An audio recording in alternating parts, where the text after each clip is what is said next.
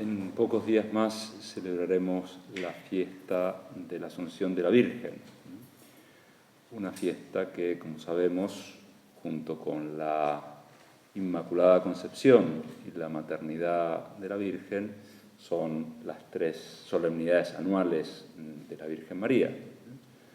El 8 de diciembre, la Concepción sin pecado de la Virgen, el 1 de enero, su maternidad, y ahora el 15 de agosto, que fue asunta en cuerpo y alma a los cielos. Por eso, hacer oración con este misterio, que por otra parte es el cuarto misterio de gloria del Santo Rosario, que es la finalidad de este rato de oración o de las personas que vean esta grabación, es hacer un rato de oración.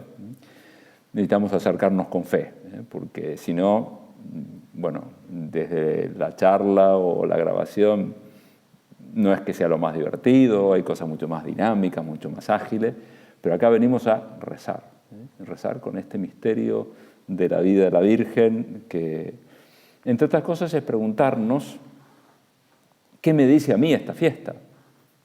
¿Qué me dice a mí un nuevo 15 de agosto? Y cada uno verá qué es lo que Dios le responde, pero me parece que ya podemos anticipar que la consideración de este misterio nos habla sobre todo de alegría y de esperanza, por distintos motivos que ahora recordaremos, pero en primer lugar, ¿por qué de alegría? Y nos contesta San José María cuando dice: María ha sido llevada por Dios en cuerpo y alma a los cielos. Hay alegría entre los ángeles y entre los hombres. ¿Por qué este gozo íntimo que advertimos hoy con el corazón que parece querer saltar del pecho en el alma inundada de paz? Porque celebramos la glorificación de nuestra Madre, y es natural que sus hijos sintamos un especial júbilo al ver cómo la honra la Trinidad Beatísima. Porque se nos recuerda con la subida de la Virgen a los cielos, que ella ha sido premiada, ella ha sido recompensada por Dios de una manera maravillosa. Y nosotros, al acercarnos a ella, porque somos sus hijos, bueno, nos alegramos especialmente. Es lógico que nos alegremos con este reconocimiento que se le hace a ella. El reconocimiento lo hace Dios. El dogma de la Asunción es más reciente, de hecho es del siglo pasado, pero vale la pena volver a repasar qué es lo que se nos decía en esa oportunidad. Decía el Papa Pío XII: por tanto, pronunciamos, declaramos y definimos ser dogma divinamente revelado que la Inmaculada Madre de Dios, la siempre Virgen María, cumplido el curso de su vida terrestre, fue asunta en cuerpo y alma a la gloria celeste. Interesante también que es cumplido el curso de su vida terrestre. No se dice si se murió o se durmió, pero cuando terminó su paso por la tierra, ella fue su vida asunta en cuerpo y alma a los cielos. No solo el alma, sino también el cuerpo. Los demás mortales tenemos que esperar al final de los tiempos, cuando venga la resurrección de la carne, y ahí nuestro cuerpo resucitará. Pero ella es premiada y lo hace de inmediato. Y porque ella es hija de Dios Padre, la mejor de las hijas, es madre del Hijo, una madre fidelísima, cariñosísima, y es esposa del Espíritu Santo, esposa dócil del Espíritu Santo. Pero entonces la Trinidad Santísima, Dios Padre, Dios Hijo y Dios Espíritu Santo, la quieren agasajar porque, bueno, precisamente están felices de recibirla junto con ellos en el cuerpo y el alma. Hablando de qué es el premio, a veces podemos pensar que a veces hemos presenciado la entrega de algunos premios, no sé, desde por televisión ver una competencia deportiva, que es un torneo de tenis, o en las Olimpiadas, o lo que sea, bueno, a esa gente se la premia. o el premio por, no sé, la mejor película, los Oscars, o una buena canción, un buen programa de televisión. Eso también tiene sus premios. Es evidente, casi no hay que decirlo, pero que el premio que recibe nuestra madre es muchísimo mayor que todos esos premios juntos, porque el que premia no es la consideración humana, ninguna academia, sino el que está premiando es Dios. Y cuando Él lo hace con generosidad, con gratitud, lo hace de una manera maravillosa. Y además, también creo que tenemos que pensar, nos ayuda, que quien es premiada es alguien que está muy cerca nuestro. No sé, uno se alegra, a ustedes les pasará que pueden alegrarse con un éxito de un hijo, de una nieta, porque se gradúa en la universidad, o porque se casa, o porque tiene un hijo, o porque tiene una promoción en el trabajo. Es lógico, uno se alegra con las cosas de su familia, de su gente querida. Me acuerdo de alguien que se alegraba de que su hermana había subido la Concagua. Y es lógico, está muy bien alegrarse de esas cosas. Bueno, pero esto es nuestra madre, Santa María, Madre de Dios y Madre nuestra, la que recibe semejante galardón, semejante premio. Entonces, eso a nosotros es lógico que nos llene de alegría. Cuando tenemos el corazón, queremos que nuestro corazón sea grande y que sea capaz de alegrarse con lo ajeno, especialmente con esto de la Virgen nos alegramos. También diría que esta fiesta nos ayuda a la alegría porque la Virgen está en el cielo, ya llegó. Y desde arriba las cosas se ven distintas, por decirlo de alguna manera.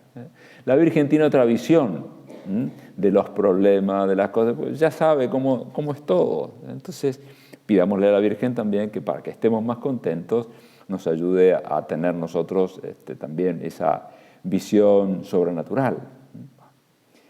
¿Y por qué esperanza también? Que es otra de las cosas que esta fiesta nos trae. Porque la Virgen, de esta manera, y Dios, a través de la Virgen, nos está mostrando el camino de nuestra glorificación, el camino de nuestro premio, el camino de nuestra santidad. Que también tenemos que pensar que la Virgen, salvo situaciones excepcionales que sin duda hay que tener en cuenta, como es su estar al pie de la cruz, pero la vida de la Virgen fue habitualmente cosas muy sencillas, cosas muy normales, fue la vida cotidiana, la misma que tenemos que ocuparnos nosotros. Y lo que engrandeció a la Virgen fue cómo encaró esas realidades cotidianas. Ella podemos decir que era una jovencita sencilla de un pueblo pequeño, como lo era Nazaret, que humanamente podía muy poco, pero que fue elegida por Dios para hacer cosas grandes. Y de ahí que ella pudiese decir, como le dijo a su prima Isabel, en casa de su prima Isabel, lo decía, era prácticamente una oración, su Magnificat.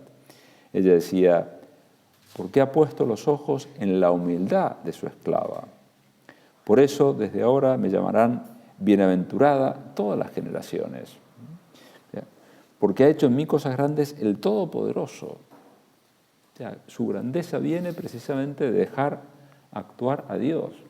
Con humildad reconoce su poquedad, pero reconoce que precisamente Dios la ha elegido y que la va a colmar de montones de gracias. En el Evangelio se cuenta la vez que una mujer que estaba escuchando y viendo a Jesús está como especialmente entusiasmada con Jesús y entonces va a hacer un elogio a su madre. Y fue aquella vez que dijo esa mujer, bienaventurado el vientre que te llevó y los pechos que te criaron.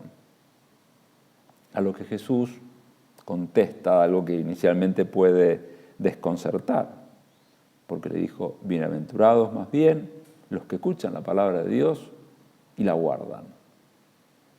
Con estas palabras Jesús, lejos de restarle importancia o mérito a María, le está dando precisamente la mayor importancia que tiene, que procede de algo mucho más grande que la maternidad física.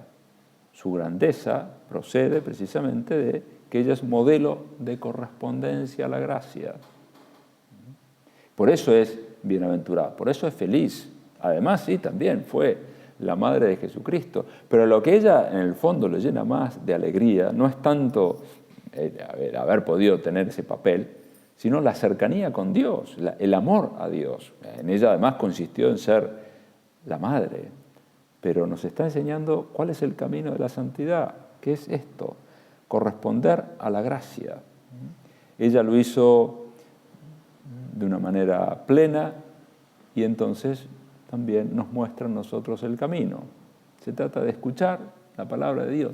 ¿Qué me dice Dios a mí? Ahora nos lo preguntamos con ocasión de esta fiesta, pero cada vez que procuramos hacer oración, en el fondo le decimos, Señor, ¿qué querés de mí? ¿Cómo querés que encare este asunto? ¿Cómo lo tengo que resolver? ¿Qué es lo que esperás que haga mi corazón?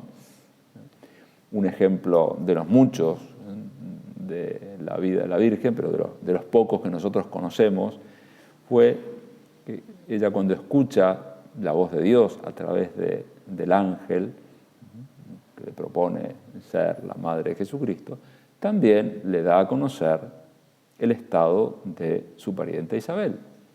Y no le dice mucho más, simplemente lo pone como prueba de que para Dios no hay imposibles, de que una mujer estéril y anciana está esperando un hijo y está en su 6º mes.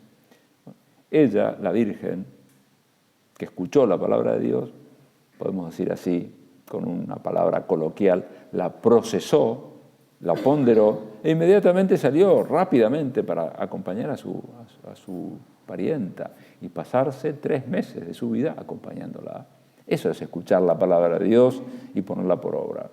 Descubre las sutilezas de Dios. También estaba el plan grande al que dijo ella, sí, por supuesto, fiat, hágase.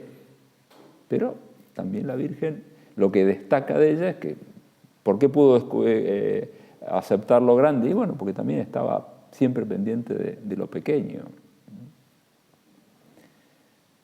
Y continúa diciendo el fundador de la obra en esa homilía sobre la Asunción de la Virgen, publicada en Es Cristo que pasa. Al meditar estas verdades, entendemos un poco más la lógica de Dios. Nos damos cuenta de que el valor sobrenatural de nuestra vida no depende de que sean realidad las grandes hazañas que a veces forjamos con la imaginación, sino de la aceptación fiel de la voluntad divina, de la disposición generosa en el menudo sacrificio diario. Cuánta enseñanza nos deja la vida de la Virgen, porque ayuda a entender la lógica de Dios. La lógica de Dios es esta que comentábamos recién, que se sirve de lo pequeño, de lo débil, para obrar Él, para que se note que es su gracia la que está actuando. Y así como quiso contar con la doncella de Nazaret, quiso contar con nuestra Madre la Virgen, también quiere contar con vos y conmigo si somos humildes, si somos dóciles a la palabra de Dios, si tratamos de escuchar, de darnos cuenta qué es lo que Dios nos va pidiendo, sugiriendo muchas veces esas sutilezas de Dios y lo ponemos por obra. Y esta lógica de Dios valora mucho lo que a veces el mundo ignora. El mundo está como más pendiente de lo grandioso, de lo espectacular, de los éxitos. Dios se ve que también le da mucha importancia a todo lo sencillo. Cuenta, o mejor dice Chesterton, hablando del fondo de la providencia de Dios, como compara el mundo como si fuese un relato escrito por Dios, a mano por Dios mismo. Y él dice, sin duda estamos en una novela, y lo que más me gusta de este novelista con mayúscula de Dios, es que se preocupe tanto de los personajes secundarios. Sí, Dios le da importancia a lo sencillo, a lo corriente, y ahí lo quiere engrandecer. Por eso está la importancia del papel de un padre de familia o de una madre de familia, la importancia de cuidar el propio hogar para hacer que sea un hogar amable, atractivo, que pueda hospedar a los que viven ahí o los que puedan pasar por ahí. El papel de profesiones que a veces humanamente no están todo lo valoradas o todo lo reconocidas, como la docencia. Tiene un valor importantísimo porque es formar las almas, las mentes de tanta gente. O cuidar niños o cuidar adultos. Bueno, todas estas cosas que de alguna manera todos tenemos que hacer y lo hacemos, estar enseñando, acompañando a grandes, a pequeños. Eso es lo que Dios valora. Y la fiesta de la Virgen nos habla de eso, de la lógica de Dios, que nos lleva a darle valor sobrenatural no a lo que el mundo se lo da, sino a lo que Dios valora. Y valora esto precisamente de los personajes secundarios, las cosas sencillas, pero que son dóciles a la gracia de Dios. Ya conocerás muy bien que este es el mensaje que Dios nos hizo conocer a través de San José María. Pero también creo que puede ser motivante ver cómo esto también lo han enseñado otros santos. San Newman, santo del siglo XIX, pero que fue un precursor en estos temas, decía lo siguiente: si buscamos la perfección, debemos realizar bien los deberes diarios. No conozco nada más difícil, más aleccionador, más fortificante que el afán por hacer bien el trabajo diario. Y concluía con un poquito de humor: acuéstense a buena hora y con eso serán perfectos. Le daba importancia a la hora de acostarse, como diciendo eso implica un orden, una mortificación. Y eso que cuando lo decía Newman en el siglo XIX no había WhatsApp, ni había televisión, ni había Netflix. Acuéstense a buena hora y con eso serán perfectos. Bueno, qué importante es entonces regalarle a Dios las cosas pequeñas, pequeños vencimientos que podemos tener nosotros en el campo de la caridad, en el campo del trabajo, en el campo de la piedad. ¿Qué me pide Dios a mí? Eso es lo que decimos que es hacer oración. Entonces, cuando pensamos en, por ejemplo, nuestro carácter y la caridad, bueno, a veces nos daremos cuenta que lo que Dios nos pide es sonreír un poco más. Aquello que alguna de ustedes comentaba con buen humor, que no sabía qué hacer porque ya pasó el tiempo del barbijo permanente. Y ahora, claro, se nota si sonrío o no sonrío. Antes estaba más o menos disimulada. Bueno, a veces la mejor mortificación, el mejor ofrecimiento es la sonrisa, que es olvidarnos de nosotros mismos, de nuestro mal humor o el posible cansancio o la frustración de no sé qué. Vamos a sonreír, que implica eso, un sacrificio, porque se lo ofrecemos a Dios y eso es muy grato a Él y grato también a las personas que tienen que convivir con nosotros. Vencimientos a la hora de rezar, para no posponer, para no dejar para después un rato de lectura espiritual, que sabemos que nos hace bien y es cuestión de quizás en algún caso de ordenarnos más o de no dejarse absorber por un activismo, decir, bueno, hago esto y después se pospone. Entonces, encontrar el momento para la lectura espiritual. O también Dios nos puede estar esperando en cosas muy sencillas, que, no sé, por ejemplo, arreglar alguna cosa de la casa que por ahí uno está descuidando hace tiempo. Y no es que estamos hablando de un presupuesto especial. No sé, una persona puede tener el timbre de la casa descompuesto. Bueno, pero no es que necesite contratar un ingeniero aeroespacial para que le arregle el timbre. Quizás es cuestión de preguntarle a una amiga, ¿tenés un electricista de confianza? Y nada más, pero bueno, lo posponemos. O comprar un timbre inalámbrico, que tampoco es un gran presupuesto y se consigue en el almacén de la esquina. Entonces, eso, ¿qué me pide Dios a mí? Las cosas pequeñas, el deber de cada instante. Eso es lo que hizo grande a la Virgen. Por eso ella está en el cielo. Porque lo que lo tocó lo fue haciendo con inmenso cariño. Y se nos invita a nosotros a hacer lo mismo. Amar en lo cotidiano, ofreciendo pequeños vencimientos. Por eso también creo que nos ayuda el valorar lo que hizo la Virgen, porque a veces, quizás por un poquito de superficialidad, nos imaginamos a la Virgen, no lo vamos a decir así, pero en el inconsciente por ahí lo tenemos, como una especie de semidiosa. Tan perfecta, a ella las cosas no le habrán costado, porque claro, no tenía pecado original, la Madre de Jesús, y no es tan así.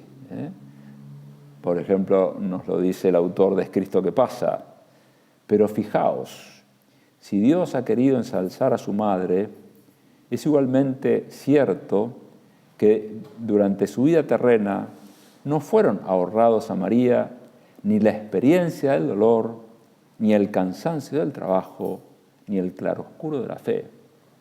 Esto significa que la Virgen tuvo que luchar, tuvo que hacer actos de todas estas virtudes. La experiencia del dolor, ya sabemos que sufrió bastante. Una espada te atravesará el corazón, le profetizó el anciano Simeón.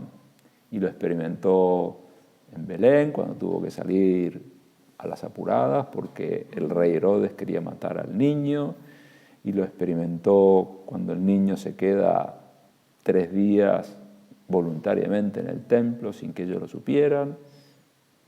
Lo experimentó de un modo sumo al pie de la cruz, cuando su Hijo santo, inocente, moría por nosotros. O sea, la Virgen tuvo que pasar dolor. Entonces, cuando nosotros tengamos algún tipo de dolor físico o moral, no dejemos de preguntarle cómo podemos encarar esa situación que a nosotros nos cuesta un poco más.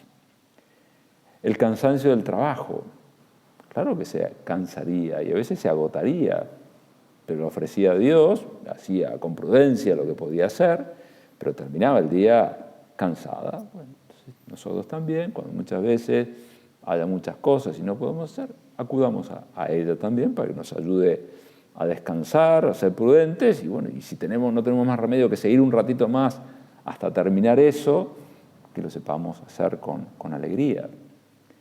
Y el claroscuro de la fe tampoco le fue ahorrado a nuestra Madre. Es llamativo, podríamos afirmar, que cuando fue este episodio del niño perdido en el templo, el Evangelio de San Lucas nos dice que le explicó Jesús, bueno, pero no sabía que yo debo ocuparme de las cosas de mi Padre. Pero ellos no entendieron. No entendieron cómo es posible que un chico tan bueno, alguien que siempre les había estado muy obediente, de repente haya querido quedarse 3 días. Pero ellos no entendieron. El Evangelio dice a continuación que la Virgen guardaba todas estas cosas ponderándolas en su corazón. Es decir, que hizo oración con el tema. Y le habrá preguntado a Dios Padre muchas veces, ¿qué me quieres decir con esto? Habrá pedido luces para tratar de entender y quizás con el tiempo lo fue entendiendo. En el cielo seguro, pero quizás antes también. Entonces, cuando nosotros tengamos a veces esos claroscuros de la fe, cosas que no terminamos de entender, hablemos con ella. Preguntémonos, Madre mía, ¿cómo te parece que puedo enfrentar esta situación? ¿Cómo la puedo? Vos que ya llegaste, vos que estás en el cielo, vos que tenés visión sobrenatural, que tenés visión de fe, ayúdame a tener visión sobrenatural en esta contrariedad, en este problema, en este cansancio. Qué bueno entonces es que nos alegremos con la fiesta de la Virgen, que nos llenemos de esperanza, de que podemos llegar nosotros también al cielo por este camino, que nos llenemos de esperanza también recordando que la Virgen es quien más intercede por nosotros, después de Jesucristo. Tratémosla, renovemos entonces nuestra ilusión por rezar, por ejemplo, el Ángelus al mediodía con devoción. Es una oración corta que nos permite parar en medio del trabajo, de las cosas que estemos haciendo, para ofrecerle a Dios ese trabajo. Y el rezo del Santo Rosario, la oración mariana por excelencia, que nos hace también mucho bien a nuestra alma cuando vamos considerando los distintos misterios de su vida y de la vida del Señor. Aprovechemos entonces para hacer algún propósito de cómo tratar más a la Virgen y también algún propósito de cómo encarar con más sentido sobrenatural y más cariño las cosas de nuestra vida cotidiana y ordinaria.